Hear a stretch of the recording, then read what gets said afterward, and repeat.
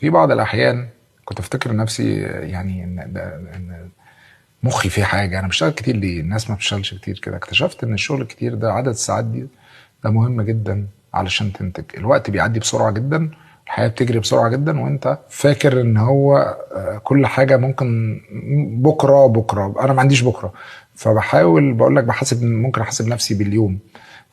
فبشتغل كتير جدا. اكتشفت ان من وجهة نظري الشخصية سر من اسرار النجاح العمل الدؤوب والكتير، ساعات العمل الكتير. طب يعني انت بتشتغل كام ساعه في اليوم؟ وانا صغير كنت بشتغل 18 ساعة، ولما ابتديت وبلف دلوقتي برضو 15 14. يعني انا بنزل شغلي 9، بصحى من 5 5 ونص، بنزل شغلي 9، ما برجع 9 بالليل 10 بالليل. ولما ارجع بيبقى في حاجات، وبقوم بدري جدا.